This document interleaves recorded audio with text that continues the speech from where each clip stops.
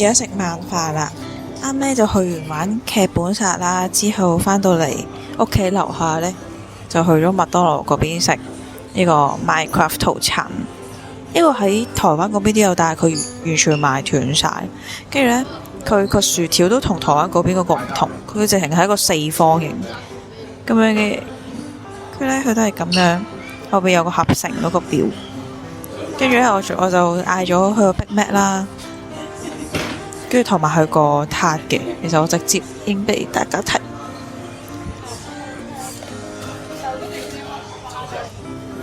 即係咁樣嘅。咁呢，佢都係 pixel 咁樣樣啦，就模仿 Minecraft 嗰個。跟住我就嗌咗佢個批，佢個批呢其實就係兩粒嚟嘅，一個係吉士味，一個就係朱古力味咯。咁轉頭就拆下呢一個盲盒到底我推中啲乜嘢啦。因為今日嗰個係因為個劇本係硬核劇本，佢咧係玩咗，因為我哋係10點，好似10點到，跟住玩到啱啱6點幾，跟住係完全冇中途有食硬核喎。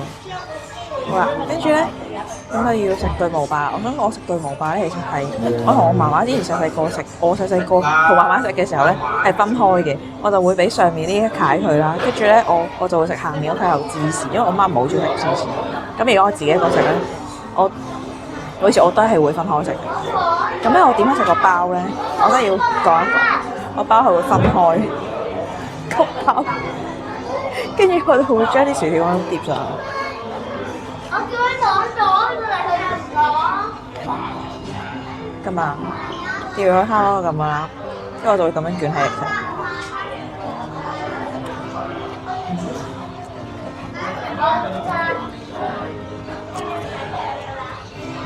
個卷原來係咁樣。我諗我係好多新奇有趣食物撈嘅方法。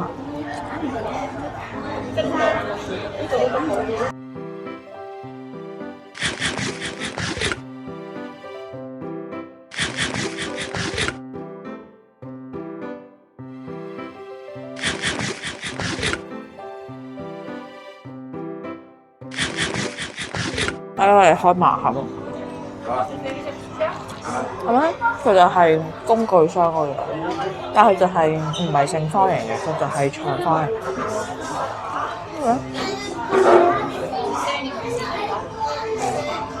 點開㗎？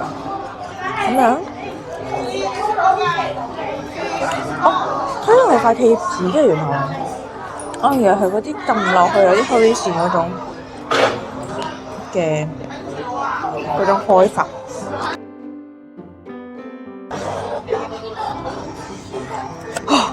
嗰度。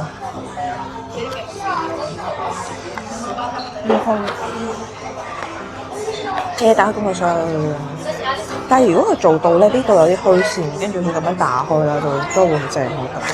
但係冇咯，佢有普通盒。咁咧有張紙，即係skin 嚟嘅，原來呢張係 skin 嚟嘅。正版 Minecraft 可以掃翻呢個曲，原來有 skin。我俾佢擋住個曲。佢哋係用嗰啲麥當勞嗰隻包嘅紙去包住。哦！145漢堡神偷。嗰個人做乜嘢啊？佢同你傾偈啊？好得意啊！係咩？佢都幾大隻，喺我手掌咁大。係啊，我哋嗌咗啦，我哋嗌咗啦。喺度。坐喺度，金金。嗌咗啦。咦？咁快就食先？做咗啦。而家得閒咧，就講翻今日個本啦。因為我本其實就係玩一個硬核推理嘅，咁佢係玩咩？就係刑偵搜證。咁同平時嗰啲推理本唔同，佢呢個推理本咧係因為之前嗰啲推理本好興有啲密室啊，然後叫你推咗佢個作案手法先，然後先再鎖定佢嗰個犯人。咁呢個咧就唔同，佢係首先係用啲證據去搜咗，例如去好似 FBI 嘅查案方式咁，跟住去推敲嗰個犯人嘅動機啊、高度啊、特徵啊，跟住同埋佢嘅所有佢嘅特徵。跟住咧，課本入邊咧就會再俾翻啲線嘅啲人嘅，即係俾你去估邊一個係。咁所以係先推咗嗰個應該係咁側面描寫咗嗰個兇手先嘅一個本，係唔劇透啦。一路講完你都係唔知個本話咩。咁堂下我梗係唔會講下佢有咩案啊、故事係點啊。我哋通常玩完劇本殺咧就會，因為可能每個人拎轉個本嘅視點都唔同啦。有機會其實你要需要人哋話翻俾你知，去補足你嘅視點，或者有啲位其實係要大家推敲出嚟嘅。我復盤嘅時候咧，個 host 都好詳細咁講到成嚿嘢流程啦，跟住我哋疑惑嘅嘢佢全部都會講到晒出嚟嘅，令到成個古仔更加完整。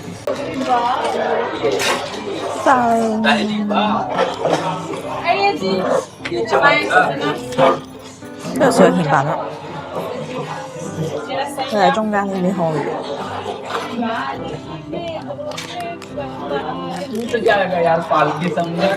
哦，佢咁樣中間呢邊開，之後啱啱好力，佢就可以咁樣啦。應該是有吉士先，吉士味淡啲。佢係咁樣正方形一口數咁。我一口唔得咯，即係佢整到好似嘅數。其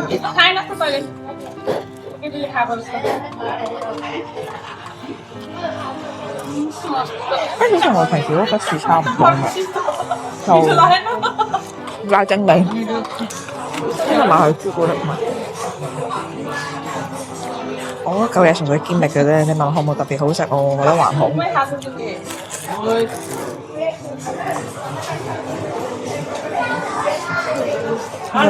我覺得佢唔係甜嘅朱古力，因為啱好吉士都幾甜。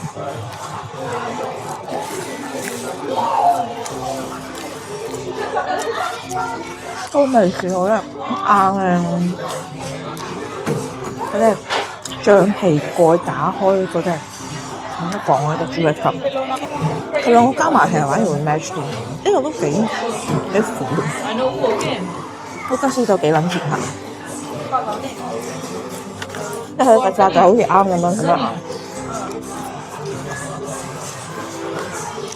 嗱，完啦，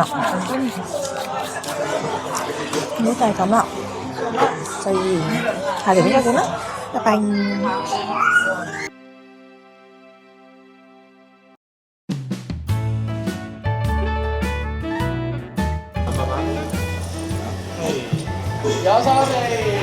哇！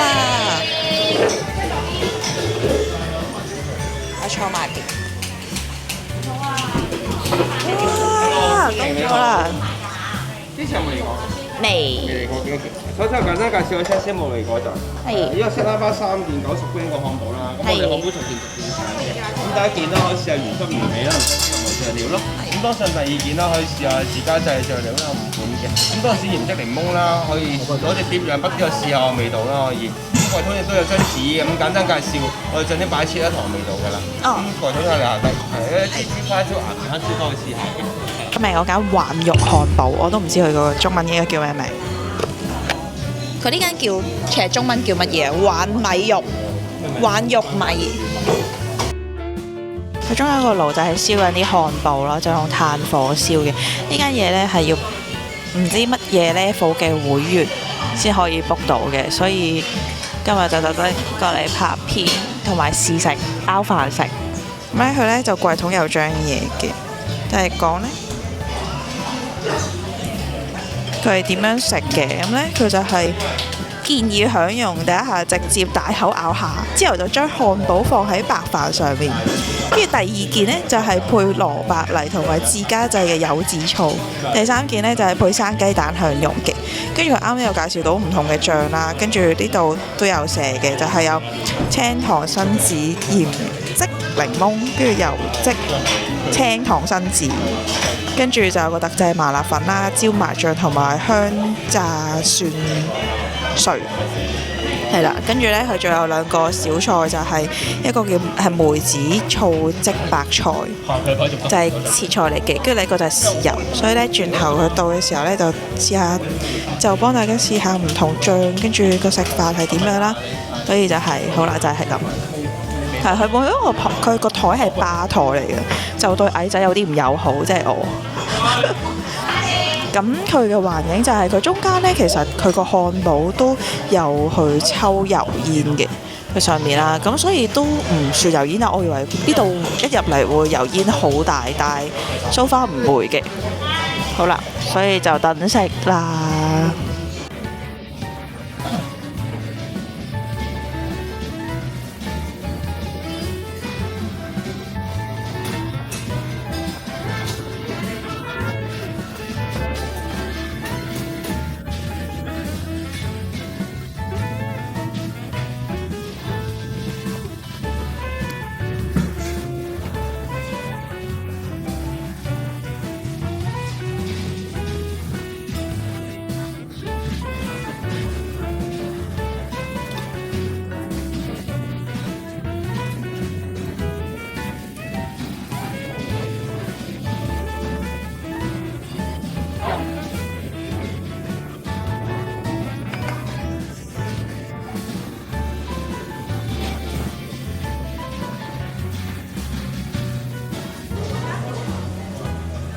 嗰個大細幾大呢？一隻食指咁大，食指。好啦，試下先，趁熱食。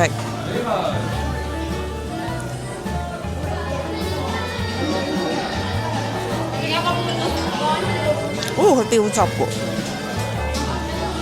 哦，佢好香牛味喎，好食喎。佢唔係好鹹，佢有落少少鹽，但唔係好鹹。其實幾好食，不過就真係賣完即咁咯，堅密。但係所講佢呢度油煙唔大，我覺得好 surprise。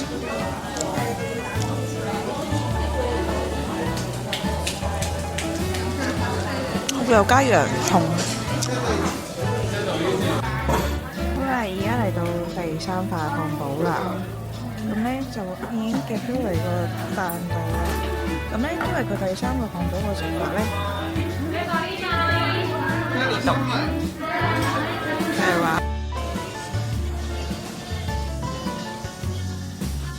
佢係配生雞蛋香肉。配蛋？好，你食配睇下先。跟住呢，就將漢堡飲入打生嘅蛋黃或者蛋液中加入豉油。咁我就唔係好中意豉油嘅，所以呢，我就諗住一陣間就飲落去化好嘅蛋度啦。其實佢飲完之後，佢都係要倒個蛋落去，我唔驚嚟啦。總之就點都倒個蛋落去，跟住就整生蛋拌飯。倒。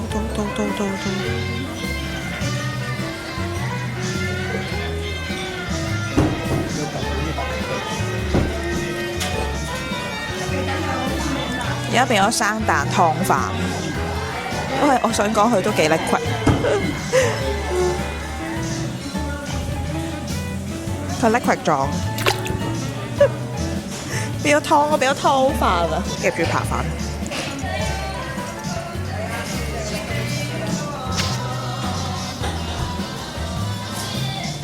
好，決定一齊扒。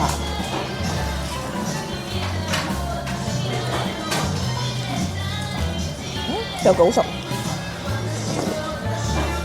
佢放我。係啊。有乜飯你有飯？俾扒飯咯。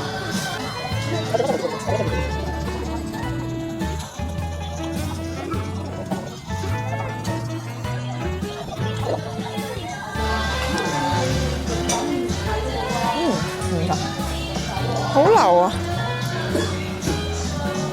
好啦，就係咁啦，咁食完啦。好啦，拜拜。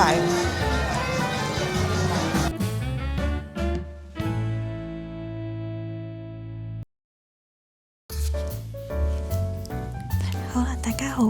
然後呢，今日我就過嚟買一啲毛筆要用嘅一啲紙，因為我今日 prefer 係可以買書籤嘅，所以咧我就過到嚟油麻地有生昌。咁咧有生昌呢間嘢咧就係我平時會過嚟買開毛筆嘅，咁但係因為我一日真係唔知入邊影唔影得相，或者影得片，所以我就喺門口拍定先。咁如果陣間唔得嘅話，至少都有個 vlog 可以俾大家睇下。咁其實佢入邊呢，就係佢有3、4、5樓嘅。咁呢，佢3樓主要賣毛筆啦，跟住一啲宣紙。咁呢，嗰啲唔同嘅材質呢，就係放唔同嘅場合嘅。咁因為我本身係比較會寫小楷類，咁所以我買嘅筆呢，全部都係小楷。咁呢，除非我近排有上年同埋今年我都有試寫揮春，咁所以我都有買到啲揮春紙同埋揮春嘅筆。咁嗰啲嘅話就再另外啦。咁同埋本身墨嘅話呢，我都係用墨硯去磨墨條嘅，因為我覺得寫落去會舒服啲同埋舒適啲。咁呢，因為我近排呢，就因為我本身嘅愛好都係寫毛筆字嘅，因為我有排其實練毛筆字練到好掂，但係我就唔係師承啲咩人或者出去學啲咩班，我純粹真係自己興趣去自己寫。好啦，啱問咗呢，喺呢度係俾拍片嘅，只要冇影到人就得，咁所以可以影我。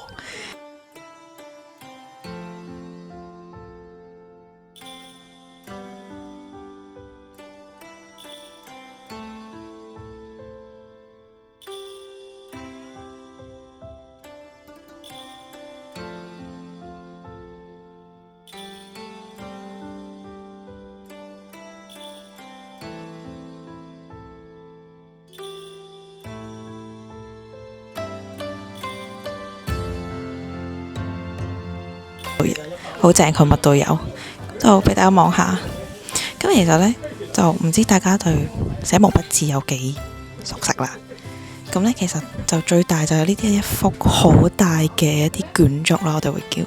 咁下邊呢，就有啲卡片嘅，其實卡片嗰個我今日會 target 買嘅。咁呢，仲有啲線啦，跟住好多唔同顏色啦。跟住線嘅話呢，佢有分呢種平線啦，跟住上面就係呢種有形狀嘅線啦，跟住同埋一啲接線嘅，有嘅話就影俾大家睇。咁咧呢邊呢，就係一啲唔同地方出產嘅宣紙啦。咁咧宣紙其實就有分2種嘅，一種就係熟宣，一種叫生宣。咁有一種呢，就叫半生熟宣。咁呢，佢哋就係嗰個紙熟度唔一樣，咁係放咩嘅呢？就係個暈鉛情況唔一樣。例如話你畫畫同埋寫字，其實就係會用唔同嘅宣紙去做嘅。咁呢，如果大家唔知道嘅話呢，就淨係可能同個店員講話你想寫啲乜嘢，咁佢就會推介你俾你半生熟宣啦、生宣定係熟宣嘅。因為真係 purpose 唔同，都好難答到係用邊一種。咁半生熟宣呢，就係通常係練習用紙嚟嘅。咁我記得咧，熟宣呢就係作品字，文字嘅作品字，跟住生宣嘅話就係主要拎嚟做一啲山水畫嘅。咁上面呢，佢就勁多毛筆啦。咁咧啱呢，就係過咗宣紙嗰層，呢邊呢，就有啲練習紙。咁呢，佢而家就收埋咗啲揮春，因為呢，如果係新年嘅時候呢，佢係會放晒出嚟，俾大家好易咁揾到嘅。咁我呢，今年寫嘅揮春嘅紙咧，全部都喺呢邊買嘅。咁呢，佢呢邊嘅紙唔算好貴，亦都唔算平，我會覺得好商業。咁呢邊呢，就係大家見到呢啲係乜嘢呢？呢啲一格格一格，其實係印章嚟嘅。呢啲就係佢係毛杯，即係佢完全未刻嘅印章。咁呢，佢呢邊呢，就有一啲唔同嘅 number 啦。number 放乜嘢呢？就係大細啦。10即係代表10mm，就係10mm乘10mm。呢啲就係正方形嘅。咁呢，以我所知呢，呢一隻呢係手山石嚟嘅。手山石係軟石，咁就係好好咁樣放印，即係挑印章啦。因為始終呢種係要手刻嘅。好似手山石，我冇記錯，定東陵石我覺得，因為手山石好似係紅紅地色。咁呢，我自己嗰一隻印章呢，就係碧玉嚟嘅，我係去嗰啲小店，台灣小店而去幫我刻嘅。呢邊有寫，呢邊有寫唔到。唔好意思，嗰啲青田石啱嗰隻，右下角呢隻。咁就有唔同嘅石啦。咁呢邊呢，如果大家想印章呢，即係要整個 customize 嘅印章都可以過嚟呢邊嘅。我唔係打手，但係佢呢邊真係好齊啲嘢，我冇收錢。咁咧呢邊呢，就係紙陣，咩紙陣呢？就係你宣紙佢好薄嘅，有時有啲風吹起呢，其實佢就會揚起咗。咁你呢寫毛筆字嘅時候就會好易唔小心毀壞你作品，因為佢個紙黐咗去你染咗墨嘅毛筆入邊，咁佢就會有嗰個墨跡，咁所以就有指陣嘅，就根據你作品嘅大細咯，咁就會有唔同嘅長度，咁你就可以用。咁我就用啲好雞嘅啫，我就用呢種。再行前呢，第一堆印泥，印泥呢就係用朱砂做嘅，我屋企都有印泥。咁印泥呢，佢其實呢度呢係會有啲油嘅，跟住有朱砂啦。咁呢，佢入邊就有啲沉麻嘅絲，咁就令到佢呢可以 hold 住嗰啲朱砂喺度，同埋呢嗰個油呢就係令你可以好易咁樣染到啲墨。咁例如佢呢啲係會乾嘅，所以呢，我自己呢就好現代人咁用保鮮紙冚住佢嘅。咁呢，但係佢都會有乾嘅時候嘛。咁我哋就有一支支細細支嘅嗰種沉麻油，咁就滴落去。嗰邊應該都有賣嘅呢種。佢叫沉麻油咧，其實唔識讀呢隻咯。其實我滴翻落去，咁其實可以 reuse 勁多次嘅。咁呢種細細批嘅簡易印泥咧，其實就係 refill 呢啲嘅。咁如果你有呢個容器嘅話咧，可以直接淨係買印泥咯。咁印泥其實都有分唔同顏色嘅，啱啦講啦，朱砂色啦，其實就係帶有呢種色啦。跟住咧，佢嗰啲再暗色啲就啱甩嗰種啦。都 depends on 你中意咩色咯，就冇乜特別點為之正確嘅。即係純粹興趣用，又冇乜想要儀式感咧，就會用呢啲一支支嘅。其實都冇乜對錯嘅，但係咧我自己個人嚟講咧，我覺得最好用係月光碘嘅，因為佢膠質比較輕身。如果新手嘅話咧，我建議用月光碘都幾好用，佢係日本嘅輕膠碘。咁咧輕膠嘅意思係乜嘢咧？咁你個墨會乾噶嘛？咁你乾完嗰啲水分乾完之後咧，你就會整翻啲膠質，因為咧嗰啲都要令到佢哋咁黏咧，佢會落少少膠質去增加佢黏稠度，令佢易寫啲嘅。咁唔好處就係，如果你成日都唔清佢啲膠質嘅話咧，你嗰啲筆就有機會壞筆，即係佢啲膠會黐晒啲毛毛。因為咧，我哋其實如果靚少少嘅毛筆係會用動物毛噶嘛。咁靚嘅動物毛唔係豬毛嗰啲，豬毛啲10蚊一支就好平嘅，咁可能會用狼毛啊。嗰類型嘅毛，咁嗰啲咧就好脆弱嘅。如果你用啲膠質重嘅話咧，就好大機會就瘋狂要換筆嘅。係啦，咁墨汁咧就有分黑色啦，呢種黑色啦，跟住咧就有啲係朱墨汁，即係啱講其實朱砂墨。咁我唔一定用朱砂嘅，跟住我用嗰啲普通質素，因為朱砂都幾貴，所以就都係睇價錢。如果你付得起金錢，咁佢交俾你啦。咁咧墨硯就相對貴好多啦，佢就係原石咁，同埋我嗰個就冇呢啲意境嘅。咁墨硯嘅話就會有分，我嗰個冇意境啦，冇意境嘅意思咧就係冇呢對。咁我就係一個好傻仔，純粹右邊呢對，咁就係一個公用性嘅，即係磨完就算噶。咁呢度咧硯嘅話越靚咧，其實意境係會越好嘅，即係例如呢種嘅話咧，見到佢就有層次嘅。咁有時咧，淨係佢會係有唔同顏色嘅。例如睇呢邊有冇先？呢邊可能冇咁，因為貴嘅添，佢真係幾貴，佢未必會放出嚟。咁呢種就係啱講普通咯。呢邊冇墨，呢邊冇墨，佢呢啲都已經係貴。呢個已經8500，點解咁貴咧？當然佢舊石啦，同埋佢本身舊石嘅原料佢好滑。咁佢磨出嚟咧，佢嗰個凹凸位咧，佢嗰個墨。嗰個粒子可以磨到好幼細，但係佢發墨速度會好快，咁所以佢就相對地會貴。8500呢個。好啦，跟住睇下我咩未講先。大致上都係咁啊，都係話無不亂，就分好多種。呢邊咧就有分係寫小楷啦，咁我通常就會睇寫小楷嘅。咁咧呢邊有一支係我平時好中意買嘅一支筆，呢支貢品純紙號小楷。咁佢咧就係嗰個筆個就係有嗰啲斑紋，筆個有斑紋啦，跟住佢嘅毛咧係混合毛嚟嘅。咁因為我自己唔中意用狼毛嘅，純狼毛，佢呢支唔係純狼毛，佢有溝到其他毛，我唔記得溝咩毛，羊毛同埋狼毛。唔好記得，跟住咧，佢總之就係紙號嘅話咧，佢個彈性會大少少嘅；狼號嘅話咧，會軟身少少。我就覺得彈性大啲，會易控制啲，所以我就中意買呢啲係280蚊嘅。所以咧，如果我用啲倒出嚟嘅墨，跟住我又唔使筆咧，嗰啲毛好快俾我橫，佢會冇得咁淡咯，你寫嘅時候會冇咁順咯。咁咁當然呢，就有啲平㗎啦，例如呢啲純狼毫嘅，但係呢種係貴筆。咁寫小卡應該大少少。咁上面有啲都有好多咯，其實真係 depends on 你中意用嘅木咯，同埋你中意用嘅佢呢一個把尖係咩樣，然後就分好多唔同。咁通常呢，你寫開嗰支就會買嗰支啦，呢支我就瘋狂回購，我可以每次嚟買4支。咁佢隔離就係一啲大少少嘅筆咯。咁有得嚟寫揮春嘅啲，真係豐儉由人。其實我寫揮春啲筆都好平，好似70蚊嗰支，我都係 reuse。高夫就去到咁多，咁轉頭就係我會再夜晚會再去上一個香薰蠟燭嘅堂。咁所以如果買完我書寫用嘅嘢之後，我就會食嘢啦。食完嘢就會趕去觀塘嗰邊上堂，係咁，拜拜。